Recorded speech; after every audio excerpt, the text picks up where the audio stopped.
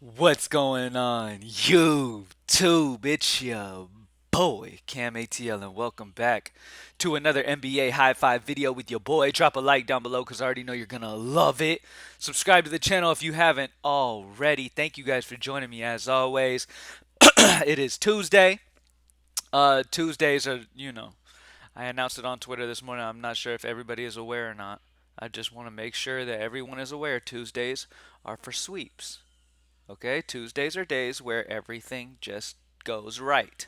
All right, I'm just telling y'all now. I'm putting the energy out into the air for all you DFS players. Okay, and all you player prop players. Today is the day where not one pick misses. Hallelujah. Here we go. So, getting straight into this high five. Here's what I'm liking today. You guys know I like to keep it short, sweet, to the simple. To the simple. My God, to the simple. Short, sweet, to the simple. Yeah. So I'm telling y'all, I don't practice these. I just come in like literally out the gate just talking. I don't even know what I'm about to say next. So, um, yeah, to the simple. It's not a proper way to say it, but hey, short, sweet, and simple. There we go. All right, starting off at point guard. Here's what I like here. I like my boy Dame Lillard. Dame's been hot lately. It's a great matchup against Orlando. He's at home in Portland. He's only 9-5. As you can see, I haven't projected the third highest scorer on this entire slate at point guard. I really like this spot here for Dame. It's a fantastic position for him. If you want to pivot off of him for a revenge game for Donovan Mitchell, I believe this is the only game that they're going to be playing in Utah, something like that. So definitely revenge spot here for Donovan. He played a good little bit of chunk of his career in Utah, obviously, and he could really show out tonight. The player prop tool, I don't know if this has, this is any indication or not, but the player prop tool has Donovan Mitchell's points as one of the best props to take so far this morning. So that's a good sign. So Donovan Mitchell over on points. And I don't hate it at all. I mean, I completely understand that. I mean, if the prop tool says it, it must be right.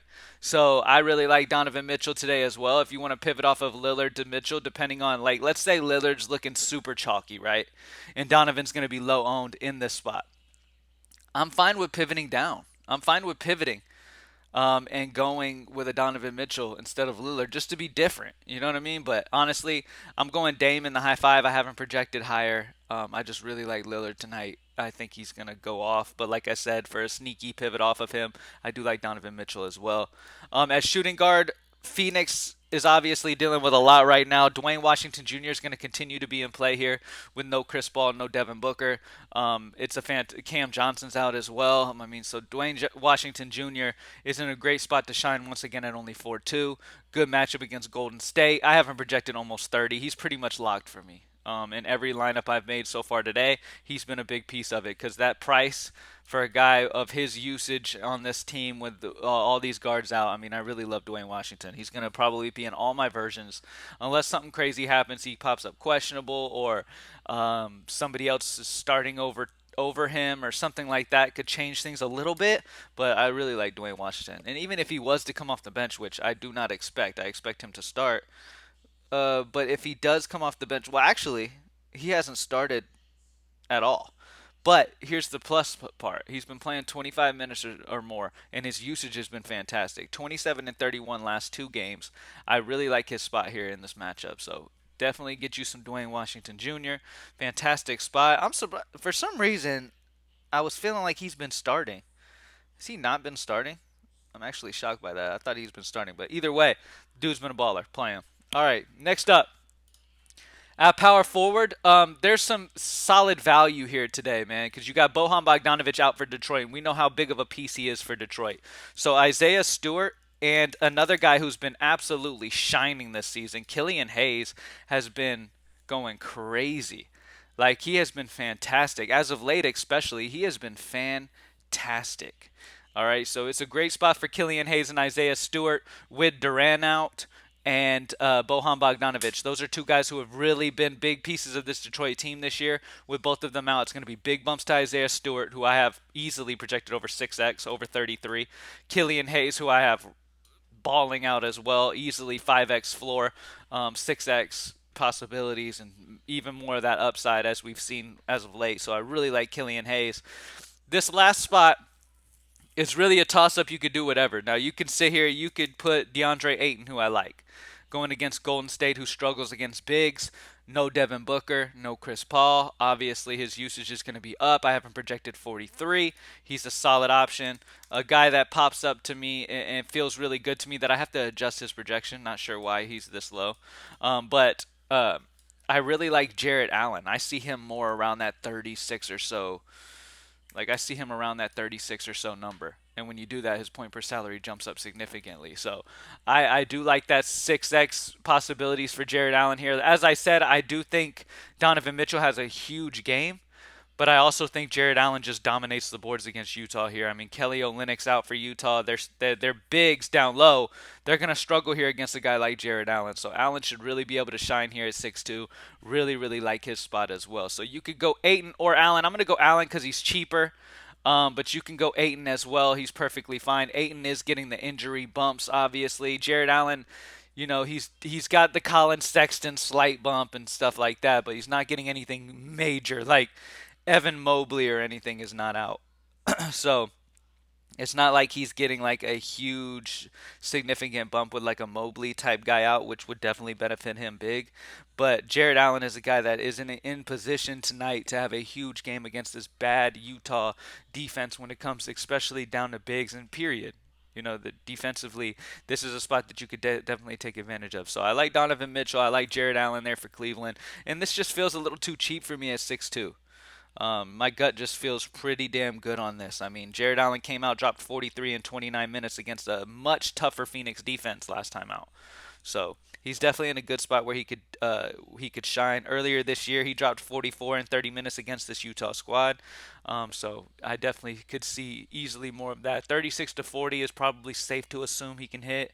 And at 6'2", he's obviously fantastic value. Like if we move this projection, let's say he hits 40, his point per salary jumps up to 6.5 from 5.8. So, um, yeah, in my opinion, he's a solid option. I really, really like Jared Allen. All right, and that's it. We got Dame Lillard. Dame Lillard's not dealing with any like significant injury bump or nothing like that. But the spot is amazing here at home in Portland. He's been heating up. It's a good time to jump on Damian Lillard.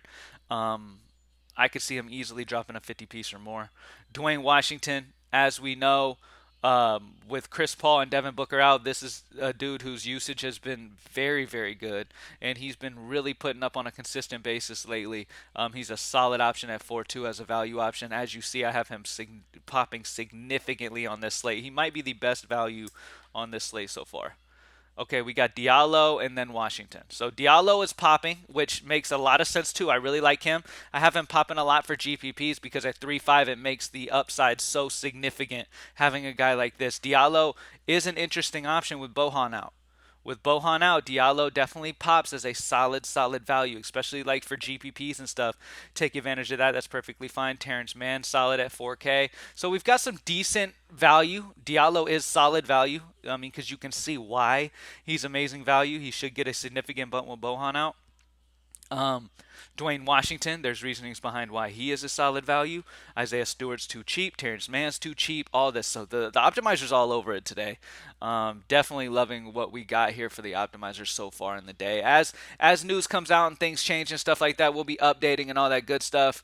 So yeah, if you wanna, if you're feeling frisky tonight and you're like, hey, I want to build 10 lineups for DraftKings tonight and I want to play 10 different lineups, this is where you come. You know what I mean? And let's say you have a couple guys who you definitely want to make sure are in all your lineups. Boom, just lock them in and then optimize your 10 or whatever you want to do. So um, definitely play with the optimizer, have fun with it. It's been smashing this year once again. This optimizer is always good for GPPs, especially single entry GPPs. If you're not going to max enter, always single entry. Remember that rule, y'all. If you're not max entering in these GPPs, okay, if you're not max entering the 150 lineups or whatever the max is for that contest, play a single entry contest instead. Okay, because remember, if you're entering in these big, big contests, and that's a mistake a lot of DFS players make, a lot of like early people who haven't been playing for a very long time make the mistake of seeing that $1 million prize or $500,000 first place prize and being like, okay, I gotta get in this one. and it kind of sucks you into a bad situation because the chances of you hitting 500,000 with one lineup in a contest where people are building 150 apiece is going to be extremely hard for you. So if you limit that opportunity down and you play single entry, that's the best way to do it. So I always recommend all of my people, as you guys know, I've been saying this for 7 years, 7+ years. Single entry GPPs. If you want to play GPP, I understand there's a lot of excitement in having that upside of a takedown. Okay, and I'm always excited for takedowns, and I'm always shooting for that safety type builds, yet with that upside, because nothing is more exciting than takedowns or being right there near that takedown range. So we're always there, and we're always building for that possibility. Um, but single entry GPPs is where you need to play. Majority of your bankroll, if you have to play GPP, it needs to be in single entry, if not all your bankroll that you play, right? This is where all your bankroll needs to go. Single entry GPP if you want that upside possibility, if you're trying to have fun with it and go for the upside. Single entry double ups if you're just focused on doubling your money and consistently making profit. Okay? That's exactly what you need to play. Don't go outside of that. The only time you need to go outside of that is if maybe you forget to, like, for me, for example, right? I'm constantly grinding on the slate. I'm constantly looking at props. I'm constantly doing all these different things throughout the day. Sometimes I'll forget to reserve my entries. You know what I mean? And then it'll come down to like 5 minutes before. I'm like, oh, I got to get in. And it'll be like a head to head's all I can do. You know what I mean? So sometimes if you have to just do that, then whatever. But that's not ideal. You typically want to get in the mornings. You know what I mean? So make sure y'all take advantage of that. All right, 100% match up to $100 for your first time deposit on Prize Picks. Um, and yeah, let's keep smacking, baby. The player prop tool popped so hard on 3 players last night. At a like as soon as they dropped on Prize Picks, they were popping hard on the tool. I'm talking locks damn near. And then Schroeder goes out and misses his every all the other guys who were popping hard on the tool hit. The other guys who popped super hard on the tool all hit. But Dennis Schroeder had a 3 of 13 shooting night and missed. Otherwise, he should have easily hit as well. So that tool is, I'm telling y'all, I'm not just telling you to do this because it's my product, right? It's my thing. I'm telling you because literally throughout the day, one of the things that I do while I'm studying these slates is I refresh the player prop tool consistently all day to make sure I don't miss any crazy pop in value that pops. There's times that value will pop for like 3 minutes. They'll drop a player, and then for 3 minutes he'll be there before they upgrade him. So for that 3 minutes, our player prop tool will be all over it. You feel what I'm saying? So if you're able to catch that and get that in, that's huge value, and that's where the player prop tool really comes in hand. Is immediately when this value drops, you immediately know it, and you're immediately able to jump on it before things are bumped.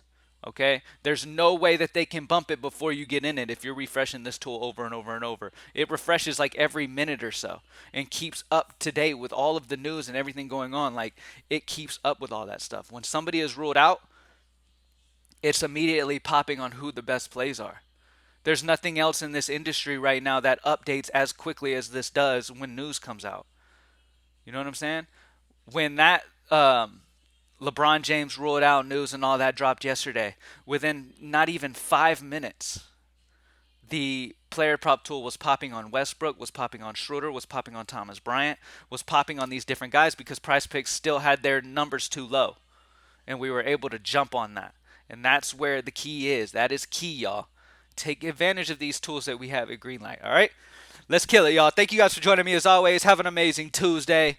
I will talk to y'all again on Hump Day. Peace.